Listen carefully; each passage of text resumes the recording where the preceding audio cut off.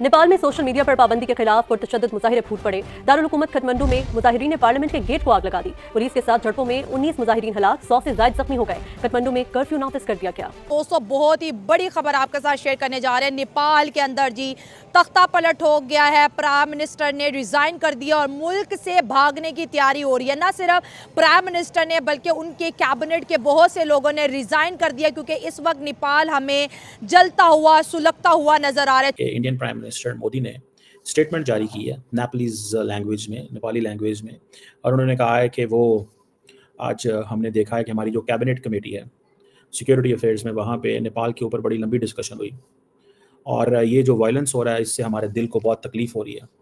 उन्होंने कहा है कि मुझे बड़ा अफसोस हुआ है कि यंग लोगों की ज़िंदगियाँ चली गई हैं। तो इनफैक्ट नरेंद्र मोदी साहब इज सेइंग के गुड बाय ओले, ठीक है, KP Sharma Oli goodbye, you are no more you know the one जिसकी हमें कोई ज़रूरत है, आपकी में कोई ज़रूरत नहीं है, आप फ़ारग हो गए।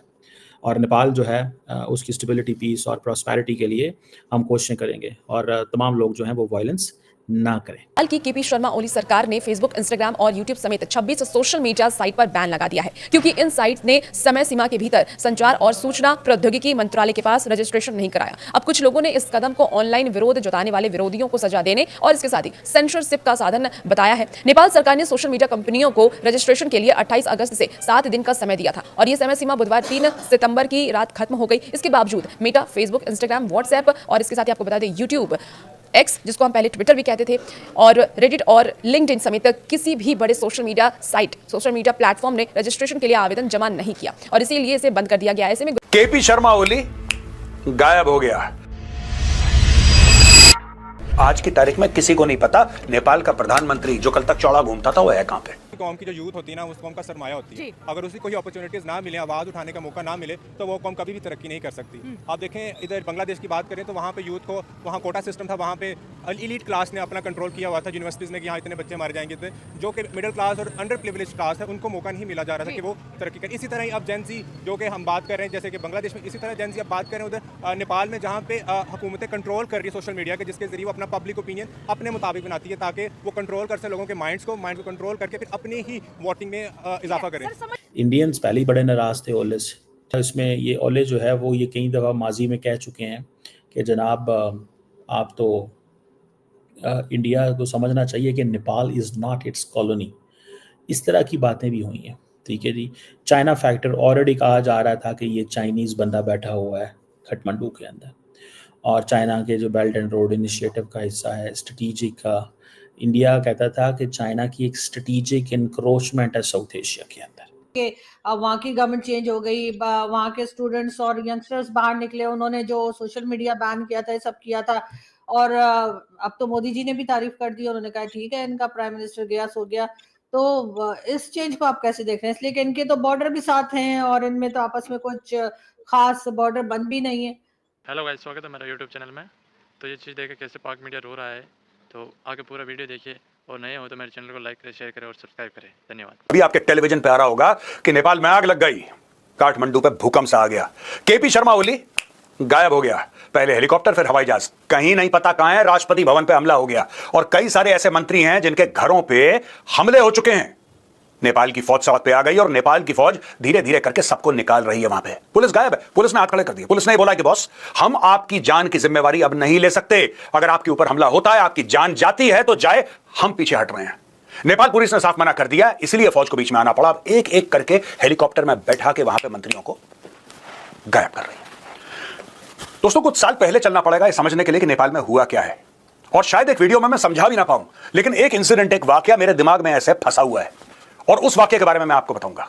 दोस्तों, 30 जून 2020 रात 9:42 मैंने एक ट्वीट करा था। मैंने ये बोला था कि the Chinese ambassador in Kathmandu Hou Yanqi is controlling KP Sharma Oli. मैंने बाद में ये भी समझाने की कोशिश करी बाद में टेलीविजन के इंटरैक्शन के दौरान कि the government of Nepal is run from the Chinese embassy, this man KP Sharma Oli is compromised. मुझे इतना बोला, आपने हनी ट्रैप वर्ड कैसे यूज करा, आपने ये कैसे करा, आपको शर्म नहीं आती, आपको ये नहीं आती। बॉस, आज 5 साल के बाद वो ट्वीट मैं दोबारा दिखा रहा हूं, ये देखो। जिस लोग ने नीचे कमेंट्स में मुझे उल्टा सीधा बोला था, ये देखो मेरा ट्वीट। ये जो गेम चल रहा है ना दोस्तों नेपाल में इस वक्त, आग लगी हुई है, ये इसी आदमी की बेवकूफी की वजह से, केपी शर्मा ओली की वजह से। He has compromised himself to such an extent that he is seen as an extension of Beijing, इसलिए वहां पे सब गेम्स हो रहे हैं। केपी शर्मा ओली जब दुम दबा के भाग गया है, ये बंदा नेपाल का प्रधानमंत्री था, ये चाइना का पिट्ठू है, और ये बंदा चाइना के सारे काम करता है। जब चाइना ने 5 गांव घेर लिए थे नेपाल के, चुप बैठा था। चाइनीज आए, चाइनीज ने उन नेपालियों को इकट्ठा करा और वहां पे मेगाफोन लेके एक अनाउंसमेंट करी सबके सामने कि देखो आज के बाद तुम सब चाइनीज हो। घेर ली जमीन, उसको चाइना बना दिया, लोगों को बोल दिया कि आज के बाद तुम नेपाली नहीं, तुम चाइनीज हो। दे टुक अवे दैट टेरिटरी। ये बंदा चुपचाप बैठा रहा।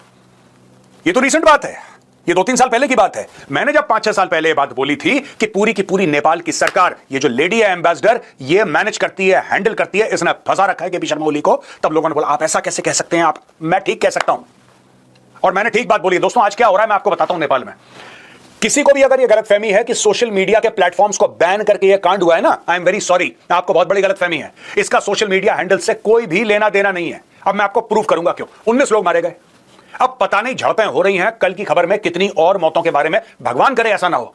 हेलो गाइस, स्वागत है मेरे यूट्यूब चैनल में। तो आज बड़ी ब्रेकिंग न्यूज़ आ रही है कि जो डोनाल्ड ट्रंप है, पहले इंडिया वर्सेस यूएस के बीच में काफ़ी घमासान चला था कि उसने पहले 25% टैरिफ लगाया, फिर 50% लगा दिया, और फिर पाकिस्तानी सोच रहे हैं कि अब तो इंडिया और यूएस का रिलेशन अच्छा नहीं है, अब हम भी कॉन्टेक्ट करेंगे यूएस से और इससे इंडिया को बर्बाद कर देंगे, क्योंकि जब तक यूएस इंडिया साथ में उसे कोई भी देश हरा नहीं सकता, ये वो वगैरह वगैरह।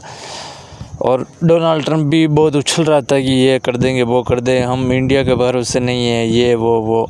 तो अभी खुद आगे होके जो यूरोपीय देश है वो मिलके डोनाल्ड ट्रंप को बजा रहे हैं कि भाई तूने गलती कर दी मोदी से पंगा लेके, तो अब तू चुपचाप जाके मीडिया में जाके उससे माफ़ी मांग ले। और उन्होंने जो यूएस के प्रेसिडेंट है डोनाल्ड ट्रंप, उन्होंने मीडिया में कहा है कि मोदी और हम बहुत अच्छे दोस्त हैं, और मोदी के लिए कहा कि बहुत बड़ा पीएम है वो।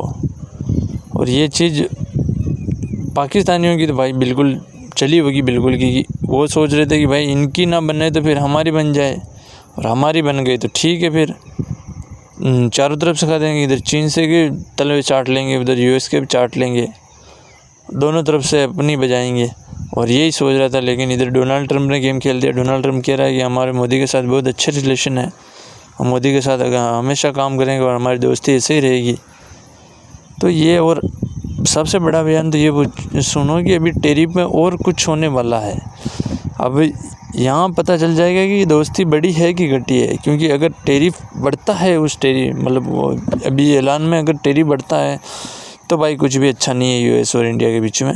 और अगर टैरिफ कम हो गया तो मान लीजिए डोनाल्ड ट्रंप